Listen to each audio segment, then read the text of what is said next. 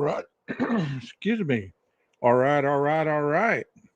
Happy Saturday night, everybody. My name is 12 Gauge. Welcome to my channel, 12 Gauge Investigative.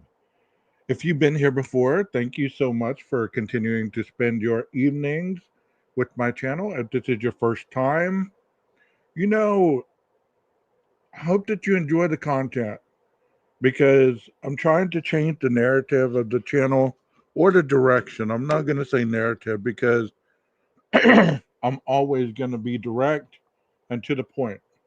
Never going to beat around the bush. And I'm not one sided when it comes to looking at the situations and the narratives. I don't try to put my own um I don't try to put my own spin on it where it makes sense. Because a lot of the cases that we've seen in true crime as they're being investigated, they don't make sense. They go collaborate in a way that you can honestly say, well, this is what happened, this is how it went down, until after the fact. And most of the times that is once you go to trial. But in this case we were denied the opportunity to go to trial because, as we all know at this point, this individual chose to plead out. And when you choose to plead out, you deny not only the prosecution, but other ways to placate the public in their question for answers or whatever they're looking for regarding the case. Thank you so much for that. Thank you so much for that. If this is your first time and this is a very informative and non biased channel, enjoy. Thank you for saying that. I wanted to get started on Dylan's interview with her attorney because it's such a long interview. And I wanted to do it justice, honestly. I wanted to not have to speed through it because of time constraints. And I have some time right now, so why not go back and listen to it and give my own perspective on what's being said and what's not being said. Like I said last night when I had Jeff on the panel, this is a very hard interview to understand due to the language, due to the slang, and due to the lack of sentence structure that this individual impels when she's going over her recollection of what she heard versus what was placed in the PCA. So let's go ahead and get started as people have the opportunity to come on in. And as you come on in, if I don't say hello to you, let me go ahead and start by saying hello and thank you so much for joining us tonight on this Saturday evening. And this, let me go ahead and give Plunder True Crime the props for putting this video together. Um, I'm sure she has some of her backdrops or her speech in this video. I'm thankful that she was able to even release it so that we can discuss it in an educational way. As you can see right now, before I start this is the back of the house. This is the back of the house.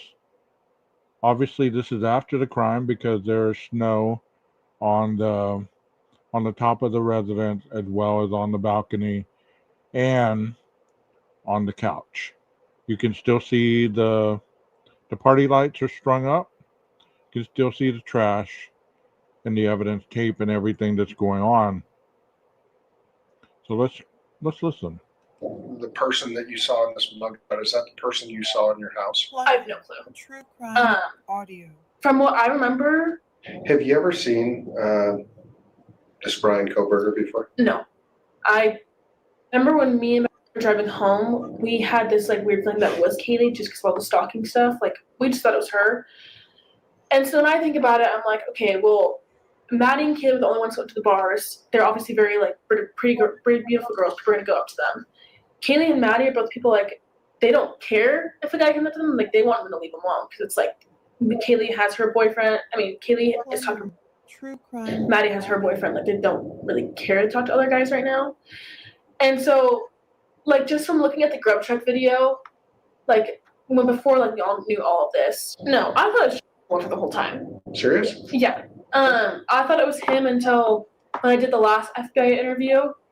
They had said has been so cooperative, blah blah, and that Is that like the one with Aaron when you did the interview? yeah, with Aaron? no, it was the one on the Zoom thing. Maybe that was Aaron. I can't remember. No, it was with you. Okay, I'm going to slow this down a little bit because she is talking, in my opinion, she's talking very fast. And let's see if to slow it down, I go down, right? Let's see if that helps. Oh, Yeah, yeah. I think my mom had talked about all the media stuff, and then No, someone that- said something about how been in the same exact media and that he's been so helpful and cooperative, and that made me think, oh, that was a good way that it was him. So I was like, okay, well, shit, it's not him. Like, I don't know who else it could be.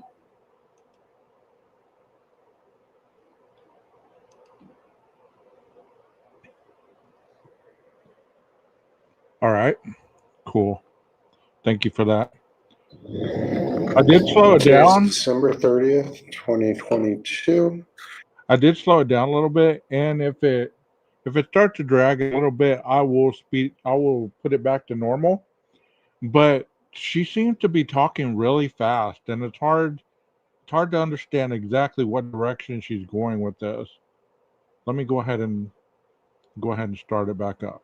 It's 11:12 a.m. This is Detective Joe Lake for True crime audio. case David 22000030 quadruple homicide, Lake Talk County, Moscow, Idaho. With me today is Detective Gary Tollison, Idaho State Police. Our attorney for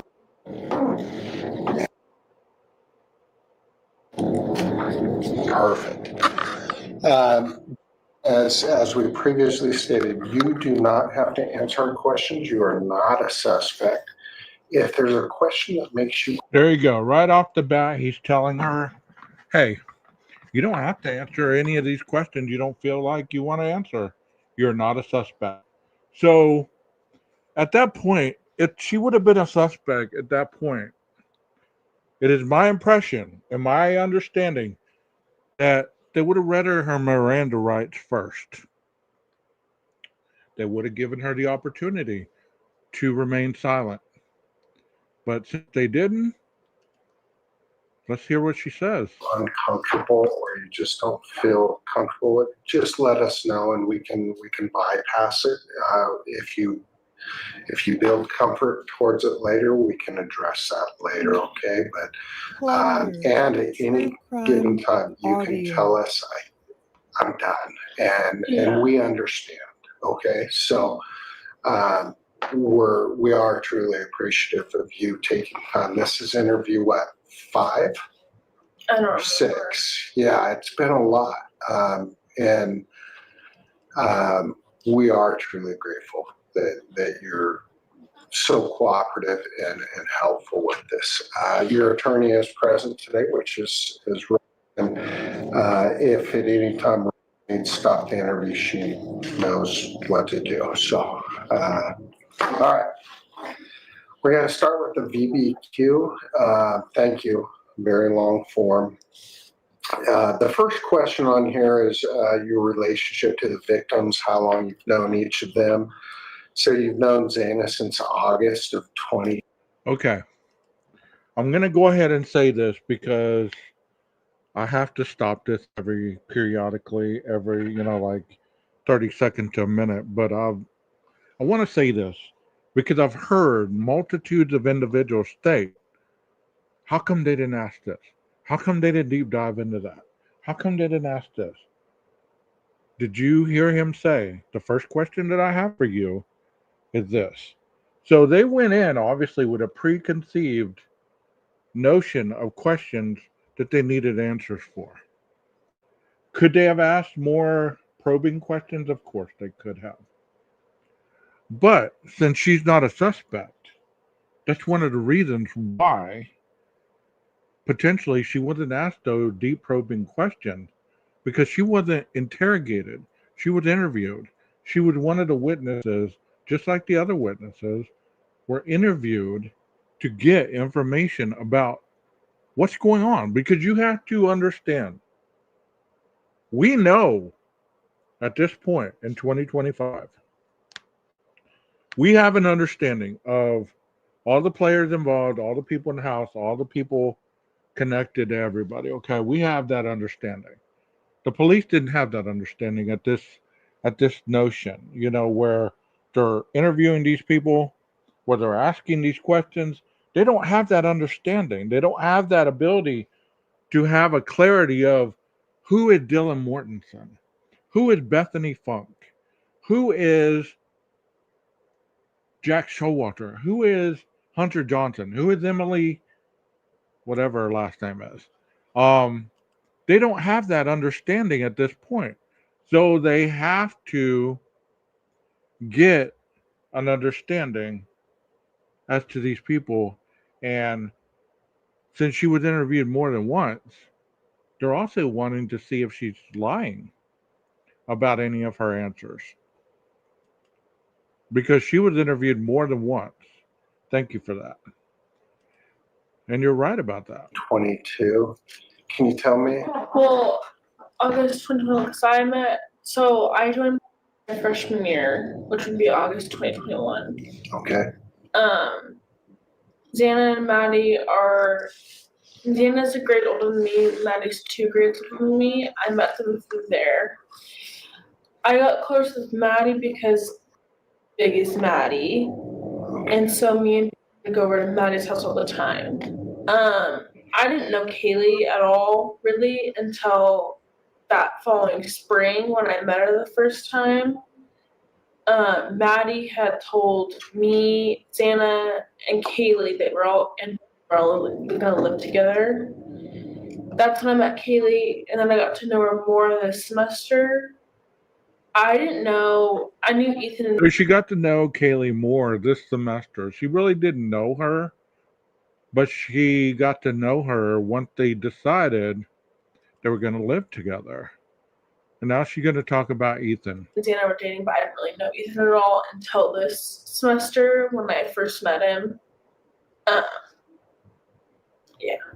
Okay. You actually just answered all of those for. Oh, sorry. No, you're great. That's great. I appreciate that.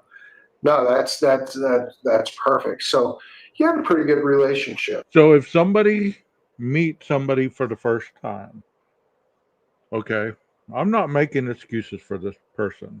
I'm not vindicating her. I'm not convicting her, okay? I'm saying that the semester started in August. They probably moved in July. The murders took place in November. So if this was the first semester that she really had an interaction with her roommates, I mean, especially Kaylee and Ethan, who she didn't know well, she knew Maddie and she knew Xana. So think about that and put that in context whenever you're thinking about the correlation of the crime. Who would she been more close to reach out to? Would she have reached out to Maddie and Xana more because she knew them better? Or would she have been reaching out to Kaylee and Ethan for help? I mean, think about that a minute. And once again, I'm just calling it how I believe it. You don't have to agree with it. That's the wonderful part of it, is we can have a conversation and not have to be an echo chamber. With your roommates, with your friends there, and we'll talk more about that as we progress. You already know the questions, you already answered them all, but we'll just kind of progress through this. Last contact with them, you saw them at the party. This is for Ethan, that is, on the 12th, around 10:30 p.m. And I think that's consistent with what you've previously stated in your interview. Yeah. So I know, I went to some kind of but I don't know exactly the time that I last saw them. Okay. And then Kaylee and Maddie, you were hanging out with them, and I'm just going off of my memory, hanging out with them upstairs for a little bit. Yeah, in Kaylee's room. Yeah, and that was about. Okay, and I spoke about that earlier because I did a video about the walkthrough of the house. So if you watch that video, you understand I did go over the documents as they were dropped and as they were being stated in those documents, and they stated that at 2 a.m. they were on Kaylee's room. So when you ask questions of somebody, I want you to have another understanding. If you're really being objective and you're not pinpointing this person as being a suspect, you're open-minded and you're asking those questions not in a way that they're going to implicate themselves, because you want to build rapport. That is interrogation 101. You want to build rapport with the person that you're interviewing. So he is paraphrasing back to what she already said, not because he's wanting to feed her the answers, but he's already had these answers. So him asking her again to clarify, maybe she's going to add to what she's already said. Maybe she's remembered something different. Maybe she spoke out of context and put too much out there, and maybe that wasn't true. He's trying to figure it out. If you've never interviewed anybody, you've never counseled anybody, you've never really given anybody the benefit of the doubt, when you're talking to them like this and you already have a preconceived notion on what you want to hear, then they're not given a fair chance to be honest in your mindset. So why would you be the one interviewing them if you already believe that they're guilty or that they're hiding something? That's not how an interrogation or an interview goes. 2:30 in the morning. Yeah. Went back to bed, so that's last. Feel like what were y'all talking about? They had just gotten back from a club. Yeah, we were all Plunder. a little bit drunk. Crime audio. Kaylee and Maddie got a grub truck, and Maddie kept taking Kaylee's grub truck. So it was like a video of me and her, and we're like, oh, should we go get grub truck? And we're like, well, no one can drive. So we were debating texting the Uber driver. We knew him really well because we Ubered a lot. And so he knew most of us. Okay. So that was like our last conversation, was deciding what. That's why you were calling or texting. Yeah. Yeah. Uber driver, he knows us pretty well. I gotcha. Okay. It sounds this. So he's clarifying. So is that the reason you were calling and texting him at 2-something in the morning? And she said, yes, because we know him well. Okay, so once again, this is not an interrogation. Had there been an interrogation and she would have slipped up and all of a sudden became a suspect, these questions would have changed dramatically. And they would have been a lot harsher, where she would have felt like you could tell that somebody's lying. At this point, it's not his job to figure out whether she's lying or not. It's his job to find the understanding of what she saw, what she heard. Who were these other players involved?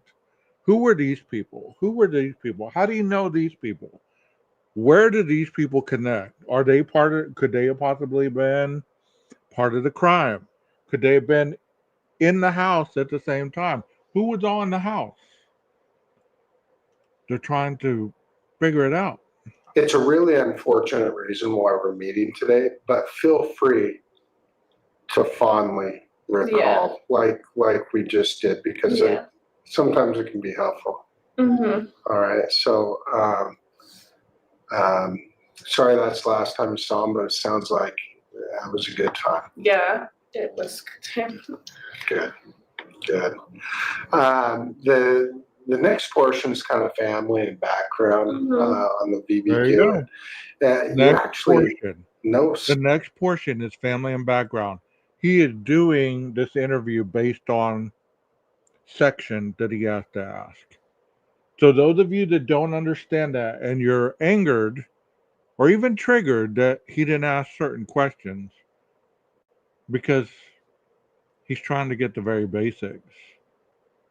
Someone for each of them, Yeah. family members and whatnot, which is great. Yeah. So for Ethan, I've had the opportunity to meet both of them. What do you think about? I think they're both really nice. I know Ethan is bigger sometimes because they're. I know they were both very protective of me because I was like their little sister, and she's really nice. Her and Dana were pretty close, and her her and her friends come over to our place all the time, and she was always super sweet and super nice to us. But I don't So know. she's given personality traits of Ethan and Xana. So at this point, you understand that she's just going over what she's already gone over before. So let me ask the chat and people that are going to watch this in future time, I believe, and replay.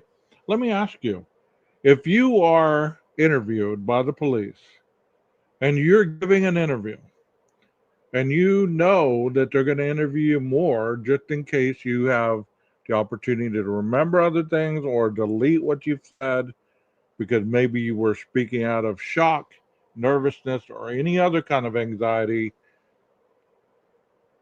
would you change your story? Would you change your story? So people that are saying, well, she was unclear, she wasn't focused, she wasn't this and that. I believe that she's pretty focused. It sounds pretty focused to me. But what do I know? I just talk to people for a living and ask them questions just like this. But what would I know about any of this? Maybe y'all know more than I do. But to me, this feels like generic questioning 101, just trying to get rapport, just trying to get an understanding of all the people involved. Or their parents' names. Okay, and that's all right. That's all right. Out of Ethan and which one was kind of the more dominant? I wouldn't say just because she was like they're younger, like always kind of like they were more protective of her. I don't really know which one was more dominant. Like Ethan, I knew Ethan a lot more than I knew. From what I've seen, maybe Ethan, just because I guess people that I know knew him more. I guess. Okay. No, that's fair. Yeah. Yeah. I don't really know. For Xana, you know her father's. Have you met her? Yeah. And I do want to reiterate the fact when you're asking people questions, they do say, I don't know a lot. They really do. To us that are asking the question, you're thinking, okay, is this you're not telling me because you don't want to implicate yourself? Or do you really not know? Do you really not know how to answer the question? Or are you guilty and want to just deflect that question from being answered? So every time she says, I don't know, we know that either she doesn't know or she doesn't know how to answer the question. She doesn't understand what he's asking. So either way, her not answering it is just the same as her answering it in a way where he has to correct it, go back and clarify it, this, that, and the other. So it's better for her to say, I don't know. Because how many times have you been asked a question where honestly you want to answer it, but you ask yourself, well, if I answer it this way, they're going to think I'm lying. If I answer it this way, they're going to think I'm involved. Or if I answer it this way, they're going to think I'm an idiot because I really don't understand what they're asking. So it's a lot easier to say I don't know to a lot of questions. And once again, I'm not taking up for Dylan. I'm not taking up for Bethany. I'm not taking up for any of those. I'm merely just playing this the way it went down. Parents weekend, he came up, he met my mom. He was super nice. And also parents weekend came up and visited. I think that's the maybe first or second time I've seen her. I don't know if she's came over to the house before because she's only like 30-ish minutes away. But she came over for a little bit for parents weekend as well. Do you know where she came from? Wazoo. I think she's well, I don't know for sure what sorority she's in. So I've yet to meet, but I hear she and Zayna look a lot. They look a lot alike, and they always denied it. Zana kind of got annoyed when I said they looked alike. So even their father had told me a time or two he actually got them confused. They looked a lot alike. And you know that Zayna, you wrote down here that both Zayna and Ethan were in a relationship. Yeah. Pretty good relationship. Yeah, they were pretty good. I think it was about a year. They're both very similar. They're like very goofy. Like if they're there, then it's like when we go to parties, if they're there, then it'd be fun. Like that's how they were. And everyone knew Xana. Like all of you, I knew her. And then obviously everyone knew Ethan because he was dating her. So they know Ethan by association. Yeah, I mean, I didn't even really know him until I met Xana. And people probably knew him beforehand because he was. But yeah. It's interesting. You're not. Everyone tells me that same thing. It's just they're just a lot of fun. They kind of life of the party, and you know when they show up, things are gonna. So when you're giving people an interview, when you're trying to build a story or a rapport, you give them this information because it's common knowledge. That gives the person the opportunity to say, yeah, that's true, but let me interject here and take you on a different direction because I'm about to tell you something about these two that obviously you don't know or you haven't heard. So the fact that he's saying, well, I've heard this about Xana, I've heard this about Ethan, that gave her the comfort to say, well, he knows this about them. If I know something different, that gives her the opportunity and the comfort level to say, okay, at this point, I need to tell him, hey, they were fighting a lot during the last moments of their lives, or they were doing this or they were doing that. So that gives her the comfort level of the rapport to be able to do that. And that's just common knowledge 101, you know? A little more fun than they've already been. So, for Kaylee, you knew that she had a relationship, and it looks like now. I don't know if we know that there was something between her and, but can you tell me a little bit more about her and relationship? I know like after Kaylee broke up, it was very mutual. Like there was no hard feelings, and he still came over, hung out. Kaylee had just been kind of talking to me. I don't know if they were like officially made it something, but I knew she would stay over at his place to pick her up every now and then. And they ended up talking, but I don't know like how serious it was. Okay. Didn't ever come over and just hang out with Kaylee or I hang out don't at the know. house? He like when we have parties. And let's be fair, because I get this every day. I've gotten this for a lot of years. Females and males interview differently. We really do. To us, we want to ask the question, we want to get the answer, we want to move on. Women, no disrespect, women want to dig in there and they ask question upon question upon question upon question upon question, where it leads into a lot of areas that get so far away from the original question. You're just getting so far removed from the interview, you have to come back and kind of say, okay, all that stuff was not even worth it. I hope that makes sense because I know that you understand this. If there's any women watching, if there's any men watching, you do understand. It's kind of like going grocery shopping or shopping in general. Men shop differently than women most of the time. We get a grocery list, we go in, we check it off, we're getting what's needed, we're out of there. Women, they're going to get what they go after, but at the same time, they're going to stop around and look and talk to people they know and things like that. So that's also something different. At our house, we have a lot of and so he would be over quite a few times, and I know him just from U of I. But I don't think he ever like came over and just hang out with Kaylee. Okay. And then also has been Oh, like okay. through a sorority like Greek life and stuff. So I don't think he ever just like hang out with just Kaylee at our house, from what I know of. Okay. Now, from what I understand, they're pretty tight. Yeah, Okay. But they're also kind of yeah. It's associated. like out of my friend group, we would just hang out.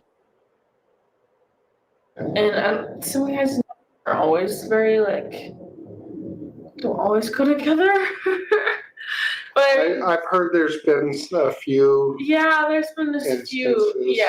Yeah. I mean, I don't fully know them, and I don't really know why they're not like super close, but that's just how they are. Okay. For Maddie, you know her mother is. Have you met? No, but I was like sitting next to Maddie, and I saw her FaceTiming her mom, and knew that her name was. And I know she has a stepdad, or maybe her mom's just dating someone. I don't know his name though. Okay. And you know. I mean, she sounded a lot more put together in this interview. I mean, granted, I've gone past what I heard and I've slowed it down. I guess that's what made it sound so scattered. But she sounds a lot more put together in this interview than she did the others that I've heard. And the fact that she knows Kate or Maddie's mom and the information that he's asking about that family would also give an inclination as to was there any family involvement with other people that would have wanted to hurt their daughter. That she was in a relationship with. Yeah. How was that relationship? That was pretty good. They've been dating, I think it was a little over a year. She would call him like about every single night. There was one instance, I think it was during spring break, she was in Mexico, and she was drunk and like was dancing with, maybe accidentally kissed him. I don't know the full story because I wasn't there. When you say, are we referring to? I think that's his first name, yeah.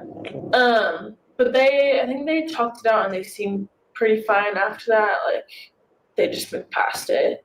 And, like, whenever we would go to them, she wouldn't really say hi to them, like, not make it, like, worse. And, like, me and would say hi, but that was pretty much it. Okay. I would have loved to have added columns on here for you and Dan. Yeah. That's not part. But Yeah. from everything I've learned, you're all just really good people, and yeah. Describe the quality, both positive and negative, of the victim's relationship, i.e. strength of bonds, ongoing conflicts, so on and so forth. Yeah, I kind of mixed. So that is a question, and that is one of the next levels that he's going to go inquire in. So I wish we had kind of like the paperwork that he's asking these questions on, because it'd be nice to follow along. And if they are in those 2,300 documents, I didn't see them, but they could be somewhere else. You know what I mean? But it's interesting that they're getting along so well. And like I've told you before, law enforcement is able to lie. They really are. If they were onto something, let's say they suspected her of being involved, he could still be cordial during this interview. He would naturally have to be aggressive with her because he's wanting to get information. Is it right? Morally, probably not. But when it comes to gathering information from people, people are pretty smart at clamming up and not telling you certain things if they don't trust you. So, gaining trust sometimes has to either extend the truth a little bit or you have to lie about what you know or you don't know. Another question. No, it's okay. So for Ethan, you describe was at the house a lot. Yeah. We liked him there. Social, goofy, easy talking. You ever just hang out with Ethan, just shoot the breeze? Not just by myself. I wouldn't say I just hang out with him by myself. Usually Xana was there, we'd hang out with Ethan. To me, he was more like an older brother, I would say. Yeah. Usually it was all four, five of us, me and the girls, and then Ethan would be there as well. Because usually Ethan was wherever Xana was. I've heard that a lot. Yeah. Actually. Yeah. For Xana, energetic, positive, energy, hardworking, nice, genuine. Yeah. Let's talk more about that. She was just obviously she was the party of the life, but she was also very hardworking. She wasn't just this party girl. We had our math class together. We both failed it a few times. And so Xana was the one that always pushed me to actually go to it and actually do good on it. She would set a certain time, she would set to that class. And I think a lot of people didn't know that she was very hardworking because people just most saw the party side of her. But she was very hardworking. And she if she's gonna tell you something, she can tell you the absolute truth. She's not gonna if I were to ask her a question oh, does my outfit suck? She'd be like, yeah, it does. Or she would just tell me the absolute truth. That's what I mean by genuine. She's not gonna lie to my face. That's good.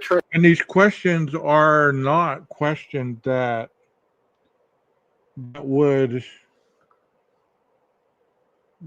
not on the murder at this point, because he's trying to know a little bit more about the victims, and who better to tell him than the person who lived with them. Yeah. And obviously you respect her for having those traits. It's great. Kaylee,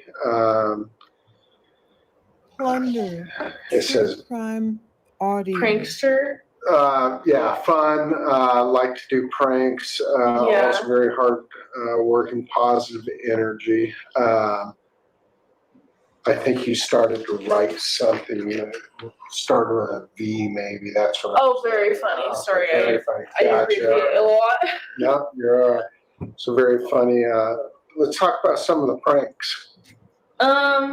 One time this is before school started, we were all in the living room, we had some guys over, and Katie wanted to do this prank. It was this fake number. So you are able to text someone without them knowing that it's your number, it's a fake number. So she started texting Xana as a fake person, was oh, another beer bong, another pair of shit, I can see you wearing your black Converse, those kind of pranks. And we would just be laughing, and Xana would be freaking out. She was no, someone's actually texting me. And then she would look at Kaylee, and Kaylee would just start laughing. And then so me, Kaylee, and Xana all got to the house before Maddie did this semester. And we never we hung out with Kaylee a few times, but not that much. We didn't know her that well, but we got along with her really well.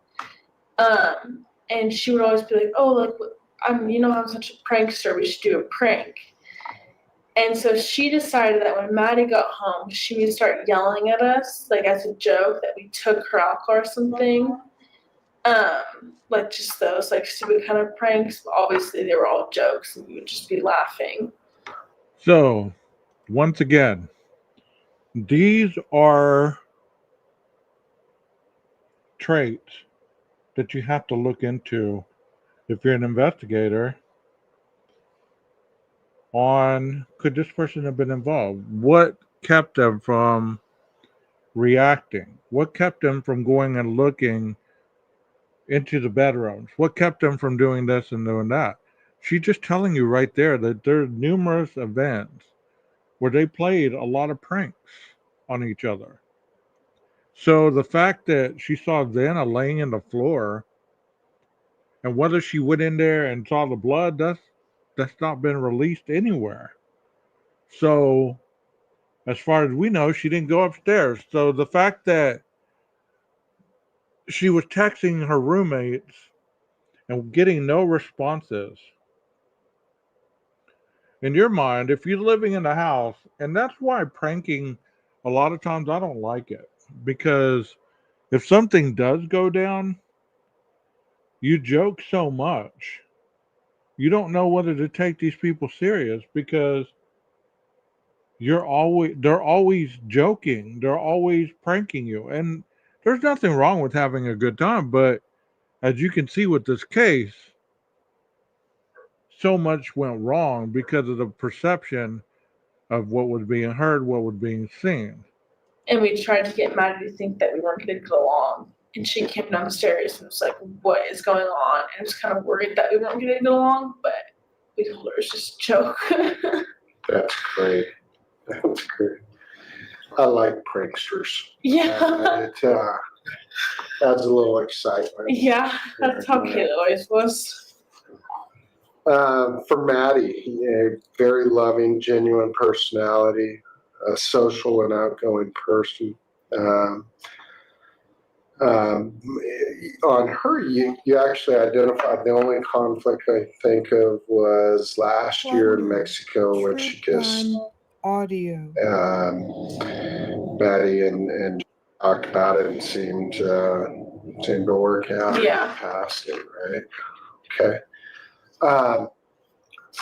That's very good. That's these are some things we just don't get to hear about a lot, and I hate to say it because we don't ask the questions, and we need to ask these questions. We need to learn a little bit more about the positive side of people and so on and so forth. So thanks, that helps us. Arrests, court involvement. This is funny because, and I don't mean funny in a bad way or anything, but every person that I put this in front of in your age group says, "Nope, I don't know anything about this." So I'm like, well, hold on now. Let's talk about this. There's been parties and disturbance calls and people running out the back door of that house on numerous occasions and so on. So they're like, well, yeah, but we weren't arrested. And I'm like, yeah, good point. All right, good point. Obviously, we had the cops come to our house. So if you were being interviewed by a police officer, wouldn't you want to be interviewed by a guy that is cordial and approachable like this gentleman? Or would you want somebody hardcore to be grilling you like you were part of the problem, like you were a suspect? I don't know about you, but this guy has great rapport with Dylan at this point. And I don't know if it's because the attorney is there or just basically this is his interview style. Times. Yeah. And usually it was like Kayla or Maddie that would talk to them because they were 21, and me and Xander was kind of scared.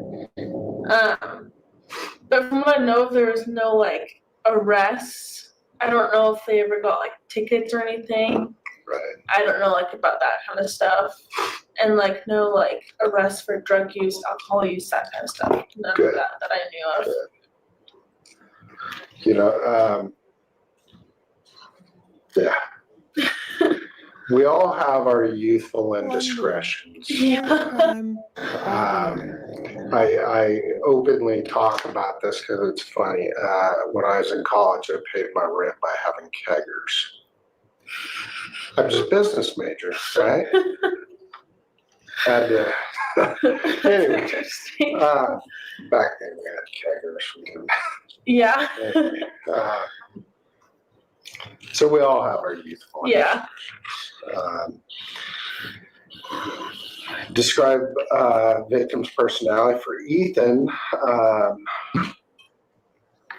You have really good relationships. He and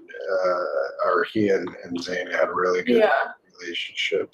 Been dating almost a year. There's not much there. Well, there's nothing for Zane, and I assume maybe that's because That was just because they were together. Okay. For relationships. Okay. For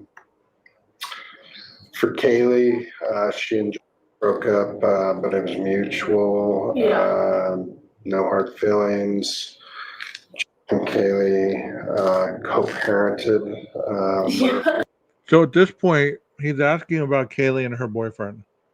So at this point, she obviously feels comfortable with his question.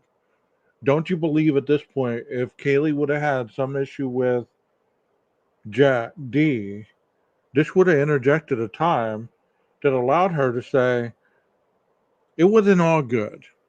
He was physical with her. He yelled at her. He was emotionally abusive. So if they did interview him, then they would have had that in their mind to say, okay, we need to ask him about these things. Let me know in the chat if this is making sense at all. Please hit the like button, subscribe, and share if you're enjoying the presentation, because it's not about me, it's about the presentation. So you don't have to like Dylan, you don't have to like the outcome of the case, but you know what? You can like the presentation, right?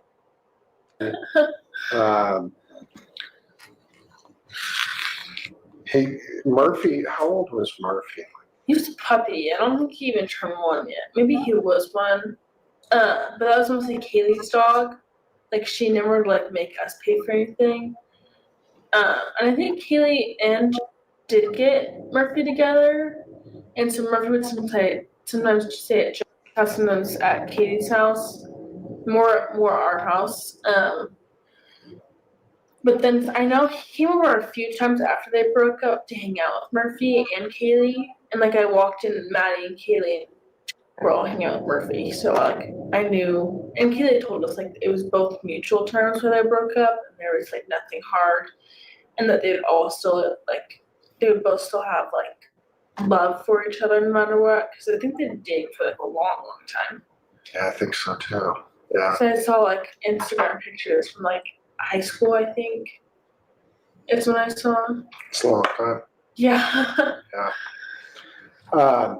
Did you all kind of took care of Murphy though, from what I Yeah, I mean like I would take him out all the time, but like she would usually, if she was gone, she would put Murphy upstairs, or she would make sure like we were okay with him being there, because he would whine a lot, or like sometimes he would get a little annoying, but we all got just kind of like helped out with him. Good. Playful, pretty playful dog. Yeah, he's very playful. Liked to pee a lot in the house. It's interesting, but yeah. For Maddie, you put that she and had a great relationship. Yeah. Kind of doing the long distance thing. Mhm. Did she ever talk about that a little bit, the long distance thing, and that was No, tough? I remember like last year, because me and do long distance, and she was asking like, oh, how do you do it? And I was like, you just like have to communicate and talk a lot. And so I know she would call about every single night, and he'd come up and visited. And the weekend before all this, he got her a flight to come down to Boise this year. And so that she never said it was like anything bad about doing long distance. Obviously, it's a lot more difficult to do, but they just made sure to talk a lot and call all the time. Good. Yeah. So it sounds like you kind of helped her out with that a little. Yeah. Good for you. Yeah. Yeah. Um, personal habits. You put slept over at the house a lot. Yeah. And I assume that's a crossover with Zayna there too. Yeah. For Kaylee, after her and Jim broke up, she had been staying over with me a few times anyway. Okay. How about with Maddie? Had she been staying with anyone periodically or anything No. like that? She only stayed like, well, obviously she had, so she wasn't like staying over at anyone else's house. And she usually like, when we would all go out, we usually would come home at night, and then Kaylee would like, I think she only stayed at my house a few times, like not like a lot, but only a few times. And then I've never been to Ethan's like apartment. I don't think he ever slept there really. He usually was at our house nonstop, but we liked it. Like me and liked it because it was like, oh, there's like a male in the house, so it's like safer. That's how we always felt. So like when Ethan was staying over. So there, right there, she said they like having a male in the house because it felt safer. So think of that comment right there. If that's your mindset, because that's what this interview is for. It's not to see if she's lying. It's not to catch her in inconsistencies. It's none of that. It's for you to actually ask those hard questions to yourself. How did they get to this part of understanding about Dylan and everybody in the house? And how could this have played a role into their reacting either during the crime, after the crime? Well, think about this. If Ethan was in the house that night, okay, and you automatically feel safer with him being in there, would it make sense to you to believe that that would have been one of the reasons why they didn't leave the home that night? Because having Ethan in the house, not realizing at that point that anybody had been murdered, does that not make sense to you that by having a male in the house, you're a lot safer staying in the home with the male than leaving the home to God knows what? Also, the fact that that they went to sleep. In your mindset, wouldn't you believe that if there's a male in the house, you're not going to freak out until you're told otherwise? The fact that she couldn't get in touch with anybody, had that ever happened before? If that had ever happened before, then in your mindset,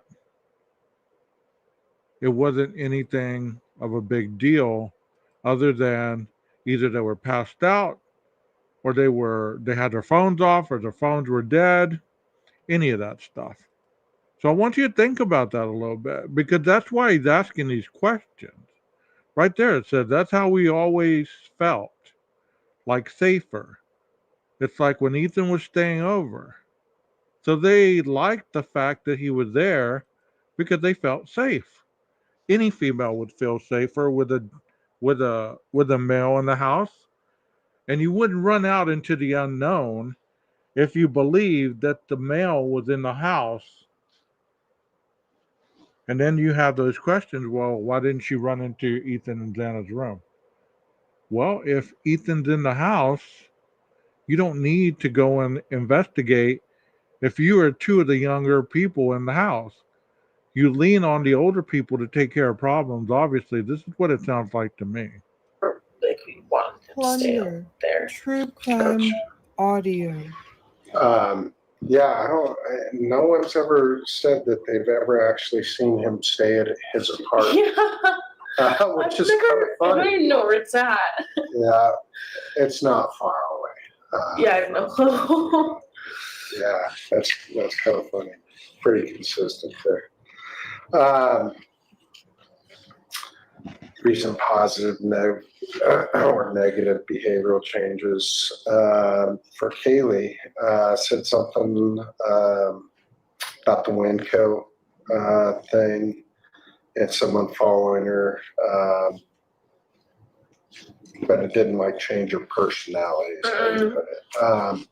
And just so we're all on the same page, there was an incident. We looked into it. We got footage, and yes, there were two men that Was it were. the Winco out and she realized the person behind her didn't have anything?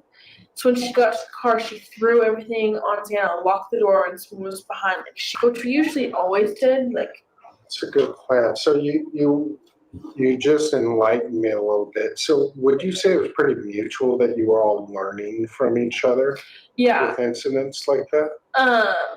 yeah. I mean, like when Right there. Is it clear to say that you were learning from each other with incidents like this? So we have always stated these people had not lived away from home very long. And how do you learn how to deal with situations when you're living on your own? Well, when a situation happens, if you have the luxury of having roommates or having friends around, then you learn by people who have actually been through those situations. So Kaylee was obviously in that situation before, so they were learning from the older roommates. You know what I mean?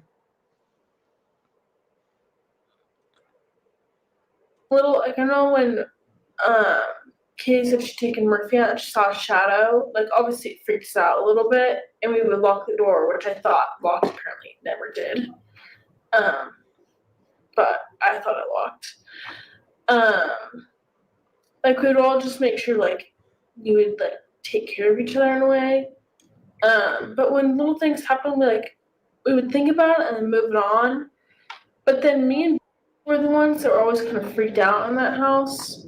Like I remember one night I had texted and I was like, I really think someone's outside my window. Like I really think so. And I've always been paranoid.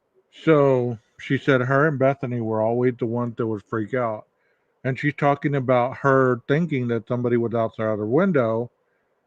And so she always felt paranoid. So think about that mindset right there.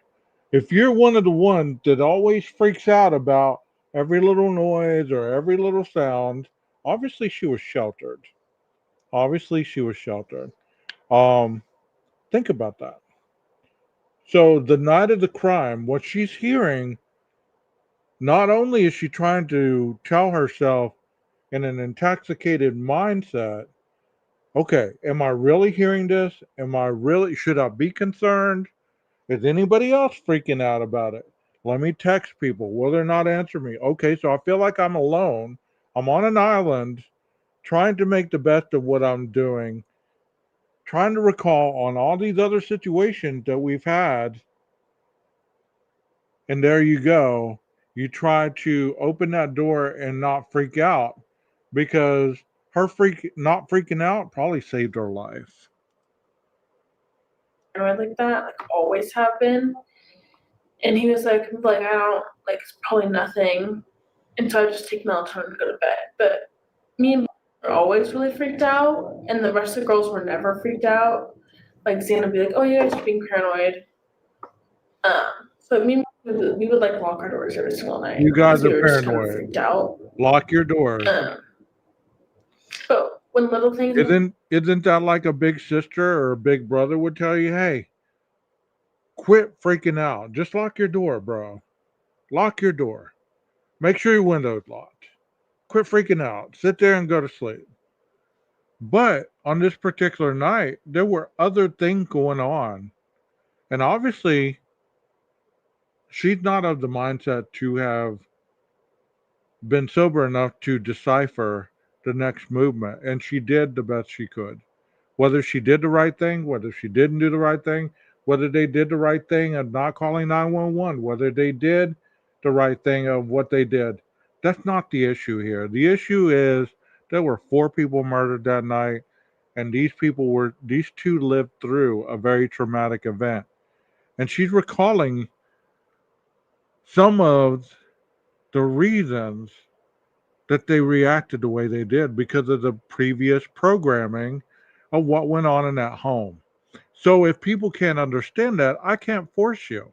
I can't get you to that point of reference because you're not willing to understand it or because it doesn't make sense to you. Because maybe you have a point of reference that you can rely on that gave you a different insight or a different outcome to what you did. So therefore what she did doesn't make sense to you because you did something different and it caused a better outcome than what it did in this crime. And I can understand that. This would happen, we would just kind of like move on from it. Like it scared us for like a little bit, and then we wouldn't really care about it. Well, it's always a good idea to lock your doors, your windows. Yeah. And that nature. And I believe your window was locked and your Yeah. So yeah, good. Any significant events prior to the murder? You put Zena's mom. Under true crime audio. I just knew she was I think it was like a week or two before, something about her mom texted her to see her in Lewiston. And then it came up that she was there for court about something. And so then I was like, I don't even want to see her. And I don't know how I knew. I think Zena told me that she was an alcoholic, I think. I don't know for sure. But she wasn't very close with her mom, like at all. She was just with her dad mostly. See, she didn't even get the issue with Xana's mom right. She said it's easier to believe that somebody's parent is an alcoholic because it's socially acceptable. How they're drinking their ass off in this home. So Xana's mom being an alcoholic, that wouldn't have been a big deal. So she didn't say, I think she was a drug addict or she was any of this stuff. She gave her a um, very generic label, and then she was saying she wasn't close with her mom like she was at all. And she was with her dad mostly. So the fact that Dylan knows as much as she does in how many months? Let's say July, August, September, October, November. In 5 months, she learned a lot about her roommates. And they experienced a lot of stuff together where it created a pattern of learning from each other. Because why else would you have a little and an older role model in a sorority or fraternity? I don't know what they do in frats, but in a sorority, if not to teach these inexperienced younger individuals the walk of life. Because everybody needs a mentor at some point in life. Okay. Did she elaborate at all on anything? No, she never really talked about her mom.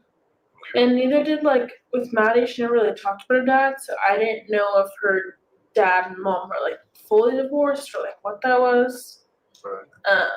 But yeah, I didn't really hear much about her mom. I just knew she talked about dad a lot. Gotcha. Yeah. How about Kaylee? Did she talk about her parents very much? Not really. I didn't even know them until I went to the memorial that was for all 4 of them. She didn't really like. I never knew their names. Still don't know their names.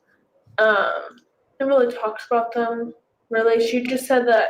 Like, remember the one thing she said was like, yeah, her parents would pay for everything, and she did everything by herself. So that's why, like, me and I was like, oh, she's the motherly one and the very like got her whole life together because she had like an insane job that she could build a Range Rover, which was like we were all like just like baffled by that because it was like insane. It's like your roommate bought a Range Rover, like that's very impressive kind of thing. Yeah. But yeah, like quite a status symbol, right? Yeah. Yeah. And able to pay. And there she said that Kaylee was like the motherly one. You know what I mean? That's always been spoken. Kaylee was the motherly one in the home. So think about the night of the murders. If you're looking up to these older roommates for direction, you feel safer because there's a male in the house. And I'm not trying to paint a narrative for you, okay? I'm really not. I'm just reflecting on what's being said. And whether you agree with it or not, once again, that's neither here nor there. That's not what this channel's about. It's not about convincing or denying.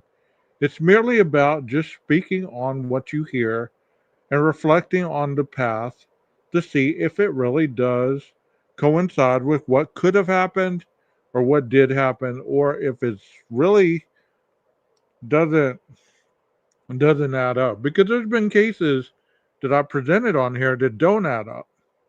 And I've called them out. I've called them out. So that's what I'm doing.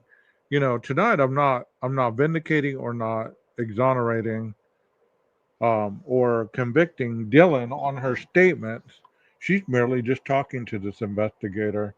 And it would be like me sitting across the desk from a client, just trying to get to know them and know their family and know the personalities and know any kind of conflicts, any kind of, the family tree type thing.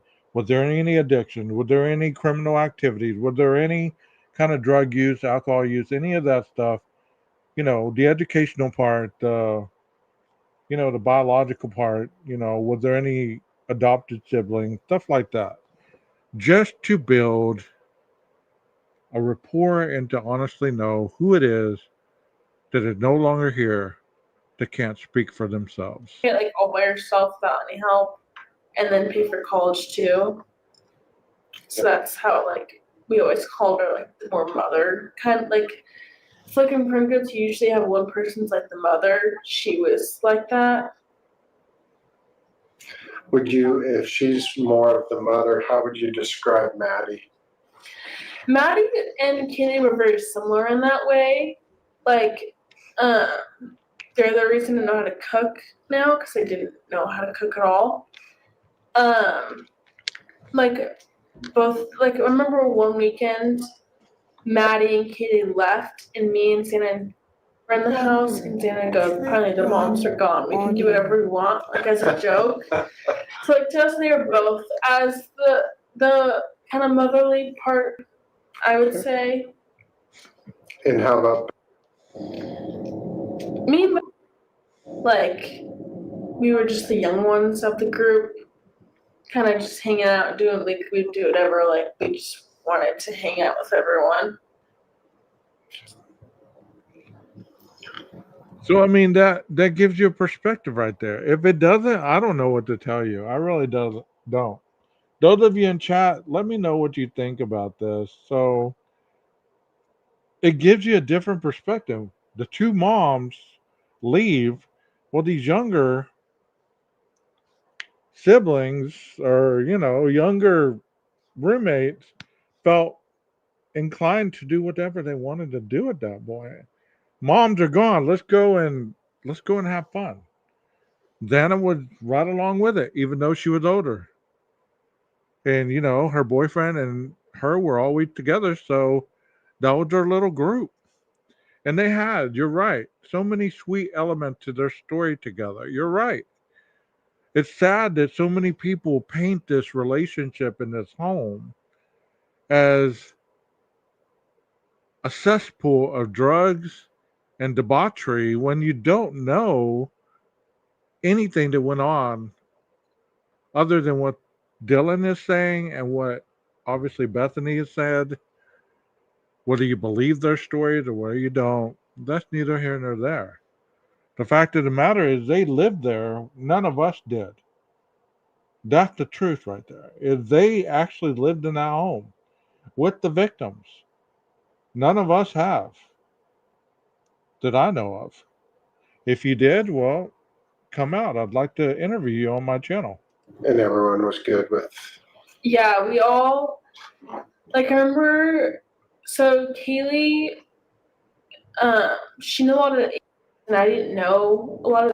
She wasn't. I didn't know a lot of her friends, but one night Kaylee was invited to the formal, so I helped drive him around, And one of the like, oh, you guys have like the best roommate situation because we never had like any fights. We all got along very well. Like we would go to the grocery store together, go to the gym together. Like we did pretty much everything together in that like semester that we had. And like we all got. I didn't know. I'm not denying that at all, Cuffy. Thank you for being here. You're right.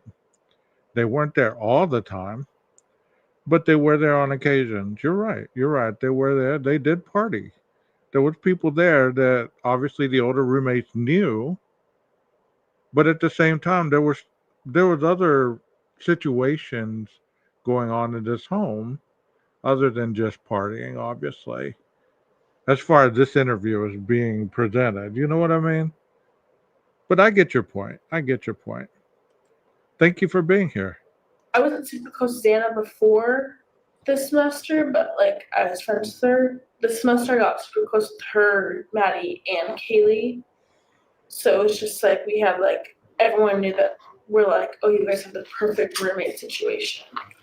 That sounds like Clear that we hear different things, we see different things, we have different perspectives. So that's the beautiful thing about it. Is you're seeing it like that, I'm seeing it totally different. That's the beautiful thing. You know what I mean?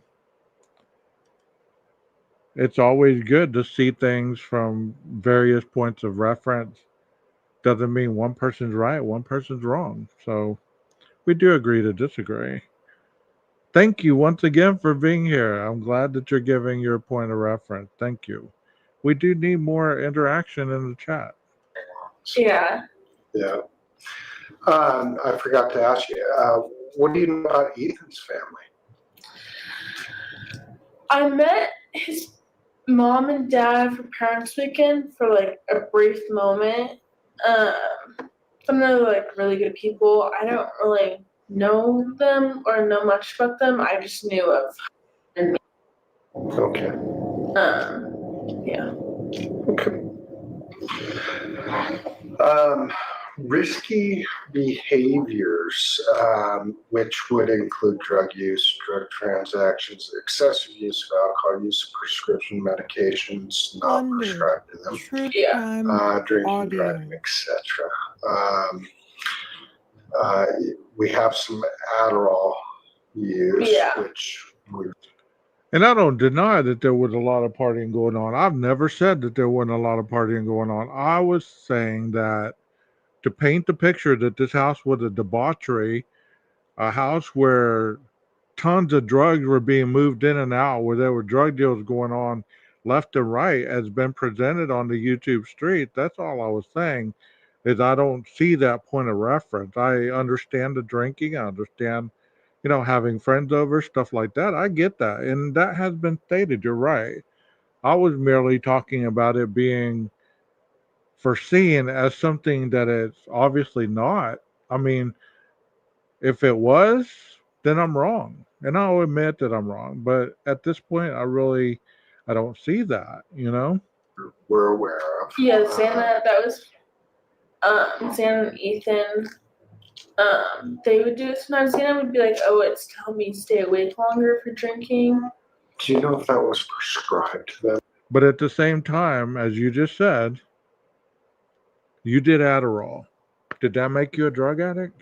Did that make you an individual that couldn't function to the point that you were selling Adderall, you were having drug deals going on, you were having weight in and out of your home, that's what I'm saying. That's what I'm saying is, there's a difference in the perspective that's being presented about this home, you know. Yeah, I mean, I know people that did coke and meth in college to get through, the no-dos and all that stuff. So I know that there's drugs used in homes. I get that. I'm just merely saying that this home seemed like there was a lot more drinking going on than anything. And if there was drugs being done, which I don't doubt, it wasn't a trap house like what people have implicated. I don't think so. Okay. I don't know for sure because I know Xana always say that she feels like she has ADHD, so I don't know for sure if she was prescribed that or not. And then I know Kaylee talked about it once or twice, but then Maddie was like, hell no, never ever. From what I know. And I don't think Kaylee used it that often. I think it's pretty widely used It is these very days widely around used. the colleges. Helps study habits or Yeah. staying up. Back in the old days, there were other things that people were using There you go. to stay You're up right. and Yeah. cram for Santa, tests. she would sometimes use it. She had that, like, for math, we would have math class and she took her test and she would sometimes take it to help her focus a lot better. Which I don't really know why, because I don't really understand it at all.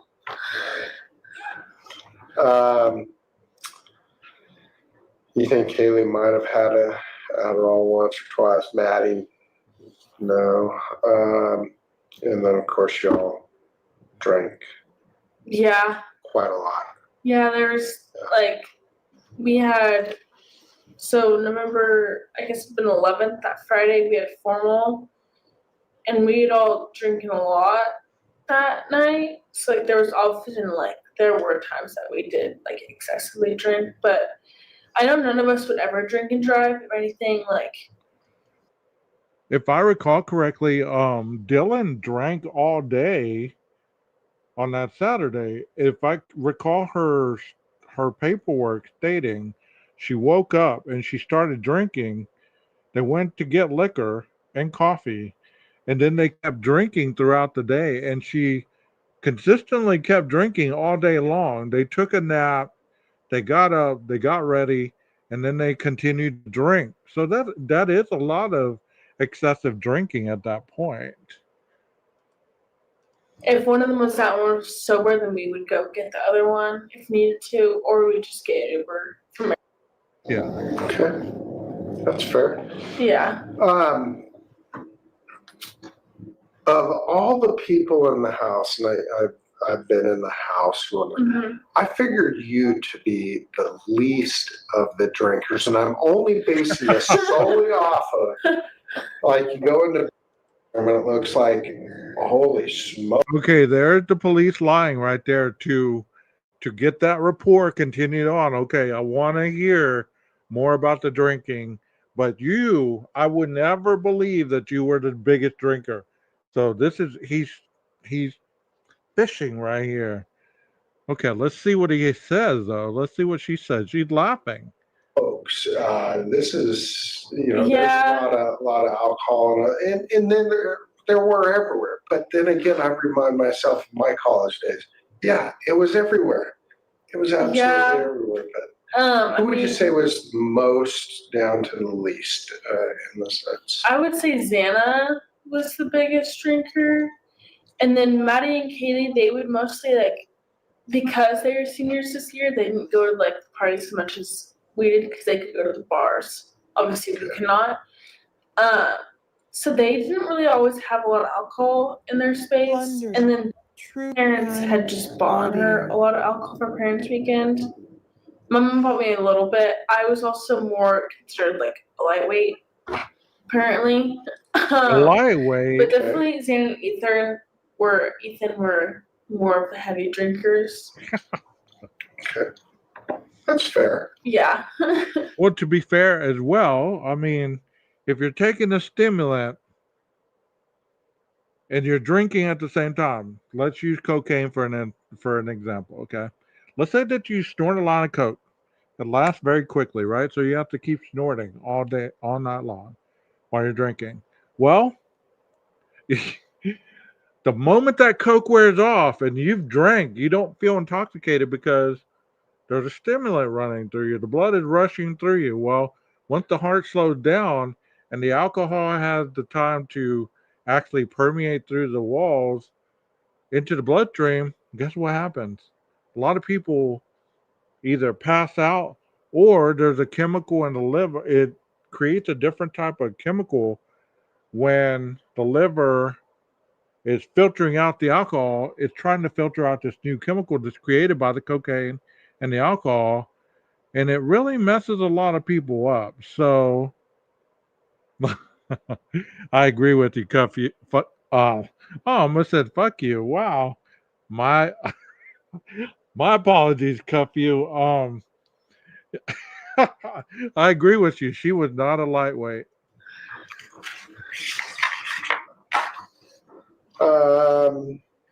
His daily schedule. What do you know about his daily schedule? What would be his routine as far as you know it? Well, I don't know. He didn't have a job. He obviously had his frat stuff. They would have like meetings and stuff he'd have to go to. I know he took classes, but like I didn't know his exact schedule because I'd be leaving, coming back, and he'd be gone or Sorry. still there. Like I would never really ask, oh, what's your class schedule kind of thing. Okay. And then for Xana, she usually, so her and Maddie worked at Mad Greek. They sometimes had the same shifts, sometimes different ones. Xana would sometimes, she'd usually do afternoon, like 5 o'clock shift, or sometimes during the weekends, like on Saturdays, or other days she would do earlier shifts. So there wasn't like a set schedule really for that. And then Maddie, she had her internship, which was from the summer. I don't know if it was the same internship she had this semester. I don't remember what the name of it was. But she usually had like in-person classes pretty early, like at 9. Audio. And then she would have her internship job, and then she would work at Mad Greek usually later. I mean, I believe in this interview right here, there's been multitudes of people say, well, she's inconsistent. She didn't remember anything, but she seemed to remember things from months ago. Well, months ago, there wasn't a lot of trauma associated with everything she's being asked and she's recalling. And long-term memory stays in your brain a lot longer than short-term memory. We are programmed to only recall certain amount of memory, which is the short term, for a limited amount of time. Otherwise, our brain would go into overload and we'd have a nervous breakdown. But, you know, back to Dylan, she's able to recall this information because it was a different time. There was not trauma involved. There was not her having to recall certain traumatic events, giving specifics like she was in other interviews. So maybe that's why that those other interviews sounded like she couldn't remember specific details, such as the questioning right here on the road. You know, because people do have that that question as how come she seems so clear here, but she seems so discombobulated at other times, other interviews. So, you know, yeah, I agree with that. She is very inconsistent in the other interviews. Yes, I agree with that. I told Jeff last night, I said those other interviews, I had never heard this one. This is the first time I'm hearing it. But the other interviews, she's the world's worst witness ever. But I do understand why. This interview, there's not a lot of traumatic events she's having to recall. So her brain is not blocking it out. She's able to recall these moments of clarity, and she's not jumping back and forth, and she's not using all that pretty much and you know what I mean? A day. I think she usually will only work like 1 to 2 times a week. Okay, so really part-time. Yeah, part-time. Yeah, okay. And then Kaylee. I don't think she ever this year. I don't think she had any in-person classes. I think she might have taken 1 or 2 maybe online. I don't know for sure. And then I know she worked at home for this business because she'd talk about a lot of her like meetings and stuff. But I don't know what the business is called. And she just had like the last guest bedroom that had like the little treadmill thing in the office. Maddie and Kaylee had put that together. Oh, downstairs? Yeah, downstairs. Okay. The guest bedroom on the right when you first walk in, Mhm. that one. Plunder. I think Maddie mostly used that, but I think Audio. Katie. Well, I addressed this earlier, so nobody's gonna come at you, Kefio. We're not gonna have that. We don't have that kind of chat. Hello, Lenora. I addressed this earlier because when you're doing an interview, whether it's your first time or your 10th time, to a point you do have it rehearsed, but they have your first interview at the time to reflect on to see how far you've gone from your story. Is it matching up and consistent to what you said the very first time, or have you added so many different intervals that it's blatant that you were lying or that you weren't clear about what you were saying? And to be fair as well, this is an interview. She's been interviewed. She's not interrogated. So an interrogation would have meant she was a suspect.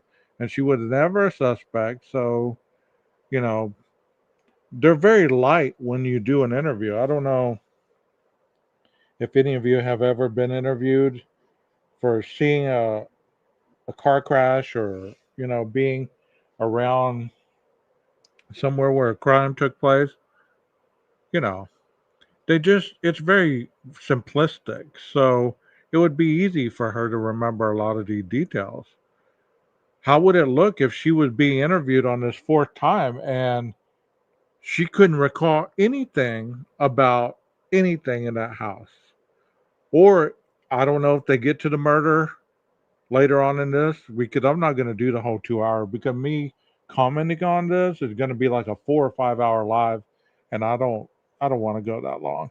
But if she does get into that and she starts to jump around and she's still given the same inconsistencies, well, that tells you this person obviously doesn't know that part, because she would have gave us an answer that she was just trying to placate us.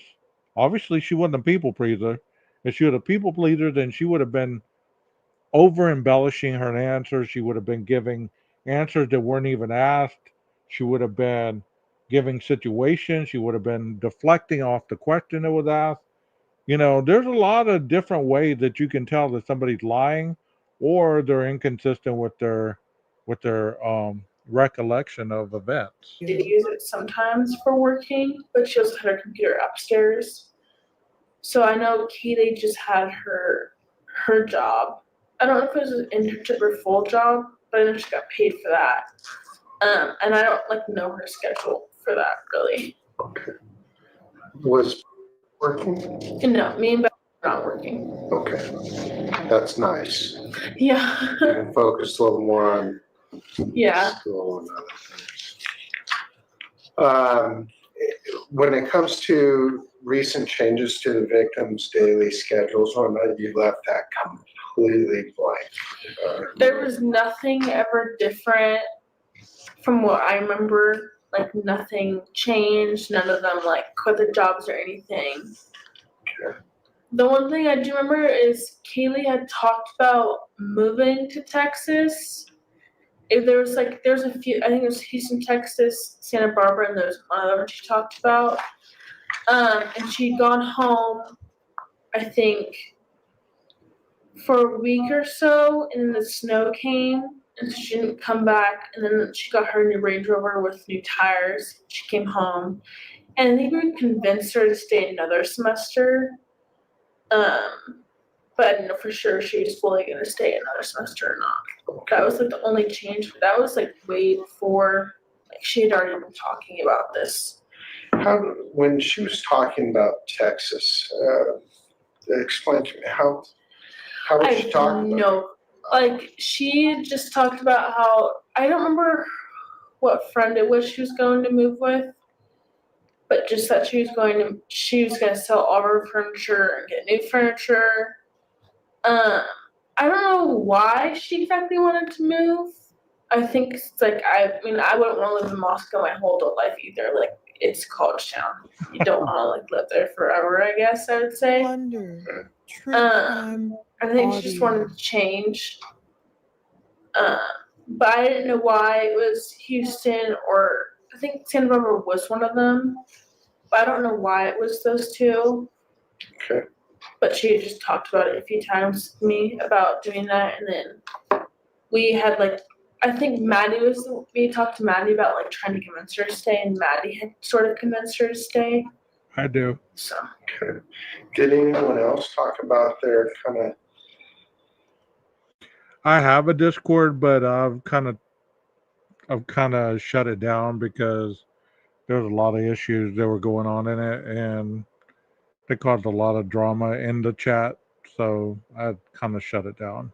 It's still up, but nobody really chats in there anymore. After the college experience or after they graduate, what they had hoped to move off to, and I think explore. Maddie, because she had another semester left, I think she talked about maybe going back to Boise, which I don't know what Xana was thinking, because she was still just junior, didn't have her plans till decided, and then we were knew exactly what we were gonna do. Okay. I noticed you're. Yeah, I changed that. You did? Yeah, I had an anatomy and physiology class, and it was hell, so I didn't want to do that anymore. Physical therapists, by the way, are awesome. I feel you, Dylan. I feel you. I failed that class 4 times. I realized that direction was not a direction that I needed to go. My brain did not comprehend the anatomy and physiology aspect of it. So I feel you on that one. She wanted to be a physical therapist. By the way, are awesome. Yeah, I've After thought about 18 it. orthopedic surgeries, I love Yeah. physical therapists. Yep, so if it's something you reconsider, I think you'd probably be great at it. Yeah. You can help a lot of people. Yeah. Trust me, they've got me back up and going without a surgery a lot of times. Yeah. And, it's been great. So anyway. Well, my Discord, it was cool until somebody that we all know started doing a campaign. They obviously, whatever the situation was, people viewed it as me not saying anything about it was siding with this person, and then this person came in my chat. I didn't say anything to them. Other than I didn't want people bullying people in the chats, and that has always been a rule of mine. So you can always go way back. You could ask PKC. You can ask Aquarius. They're two of my founding mods, I guess. That's always been a rule in my chat. So it's not like that night when I said that was the first time that I'd ever said that. Well, people got offended. They left my Discord. They left my channel. And I took their wrenches, and that's where we're at today. I digress there, sorry. So basically, really, Kaylee and Maddie were the only ones that were kind of seeing beyond the college years at that point. The rest of you are still kind of, hey, we're going to enjoy this while it's here, and we'll figure it out as we get a little closer to graduation. Yeah. Right? Okay. And that's fair to say. That's the summary of it. Okay. Close friends. This one's actually really cool because you put in a lot of friends for all of them, which is great.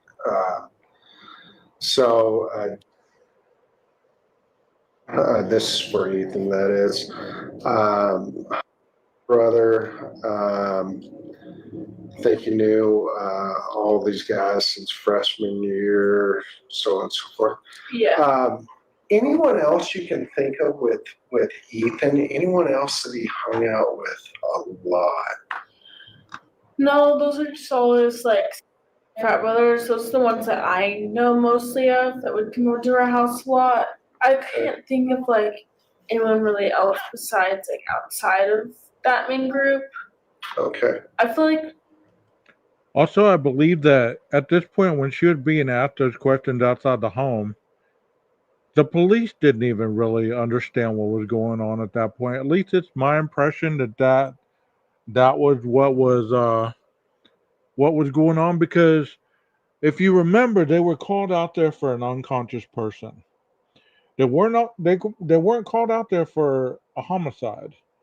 So when they get there and they realize that it's not an unconscious person, it's a homicide, then all of a sudden they shift gears and it becomes something totally different.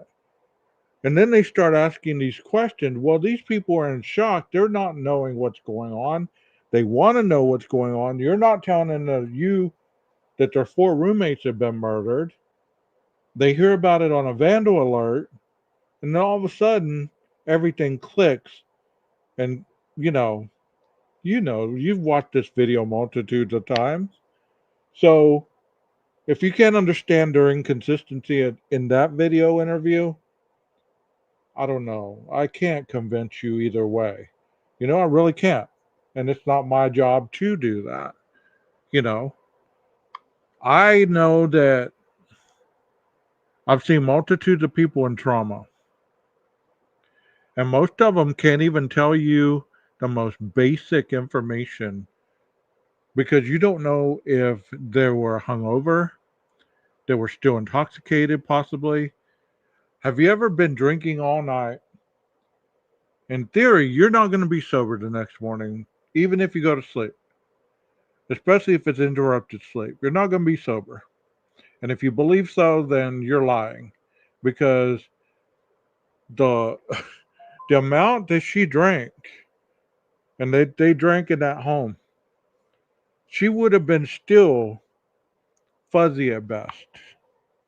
So to have question after question after question, you're trying to figure out, okay, is this a dream? I mean, I'm all hazy. The police are here. What the fuck is going on in the home, my house that I live in? What just happened? And once again, I'm not defending her. I'm just telling you that if you've really been a drinker in your lifetime, which I have, to say that she would have been clear headed at this point, that's a lie. That's a lie. If you've ever drank heavy for that amount of time, you understand not only with experience, but you understand how it works. She wouldn't have been sober. She wouldn't have been sober.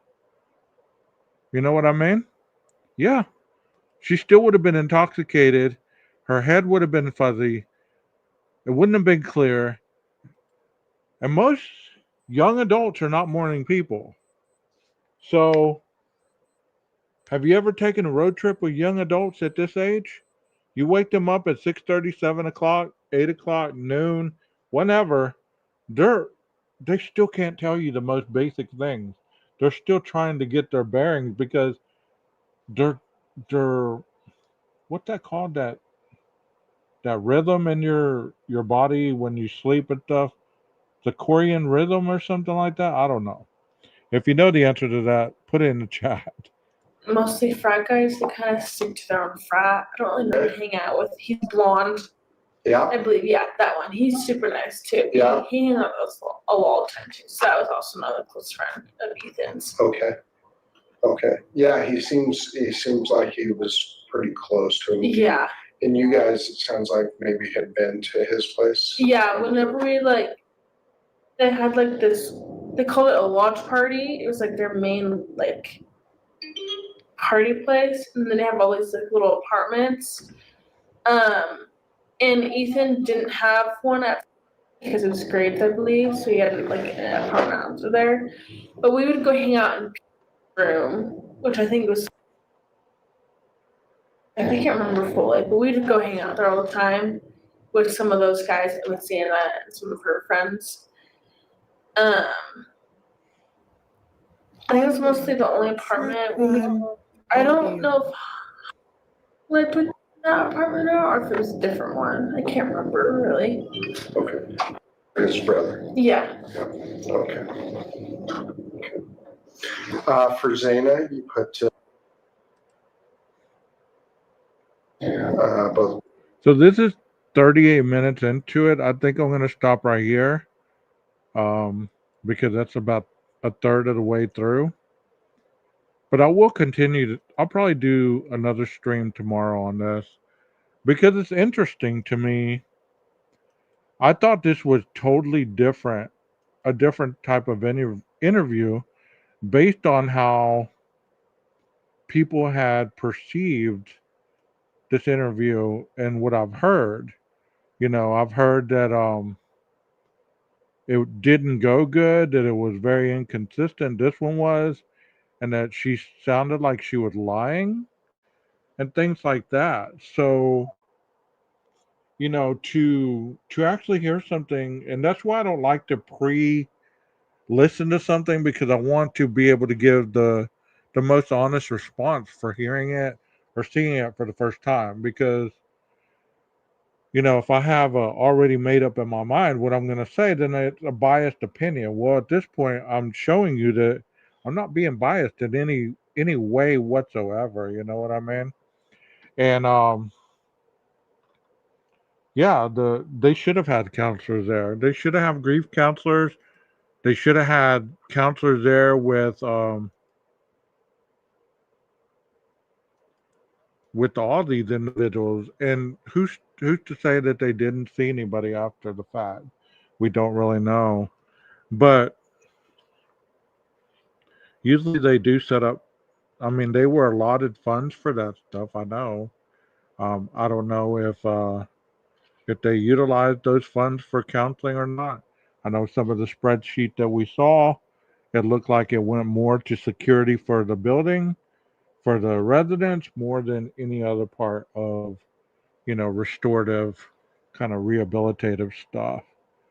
But this case is definitely interesting, and it's always going to be interesting because I don't believe that even if people get certain answers, even if they come out in the future and it's very cut and dry, by this point, I believe that people have made up their mind what direction they want this to go.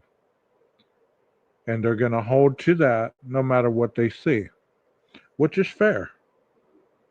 Kind of like I made up my mind what direction I wanted to go, and I've stuck to that narrative. I've tried to be as objective as possible, but I know at times I come across as very one dimensional, and that's never intended. But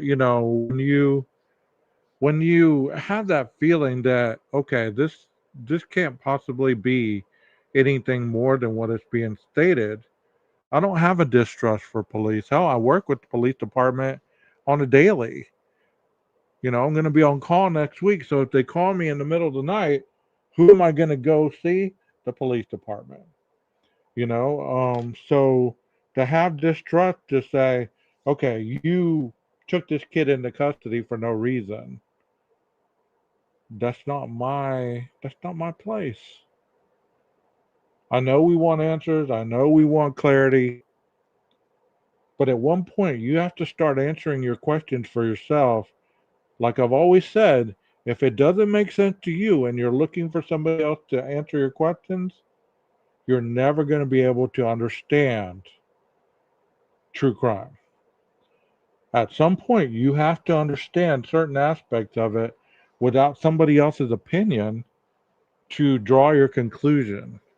Because I know people that believe that he is guilty, but they present certain things as if they're still questioning. Are they being honest with themselves or are they not? That's not my place. So I hope you enjoyed that. Please don't forget to hit the like button. Subscribe if you're not already a subscriber. And once again, I've been displaying the QR codes for charities. And like I always say, these charities don't come to me, they go directly to the website. And during this holiday season, I'm going to be presenting these throughout. So if you want to give something toward these charities, this first one is for the Heart Association. This one right here is for a charity that one of my subs asked me to present. And if you have a QR code or a website of a charity that you'd like me to display in your name or your honor for your community, please email me or send it to me in Discord and I will do that. This one is for Feedmore, which is feedmore.org, and that is a local food bank in Virginia. I don't exactly know the town, but I know it's in Virginia. And this last one is for breast cancer awareness, which I know a lot of individuals have been hit with, individuals that have had cancer. So it's not necessarily asking for money, it's just giving you the opportunity so that you can just hit the QR code and donate on the website. And if you're older and you don't know how to do that, what you do is you get your phone, you open it up, you get to the camera and you face the camera toward the screen. You focus on the QR code and it will display a website. You click on the website, little thing, and it'll go right to it. See? And it goes right to it. So it will do that. So once again, my name is 12 Gauge, and this is my channel, 12 Gauge Investigative. Thank you so much for spending your Saturday evening with me in prime time. I hope that you did enjoy the presentation. And yeah, I had somebody teach me that as well, because I was always wondering how the hell do I scan the QR code, especially during COVID. A lot of restaurants had the QR codes. Um, that it allow you to order off the menu. Twin Peaks is one of them.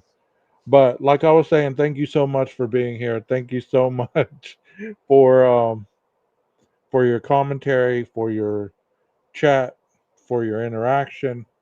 Because honestly, without you, there is no me. And I don't do this for myself. I don't do this to try to convince people. I don't do this to try to offend people.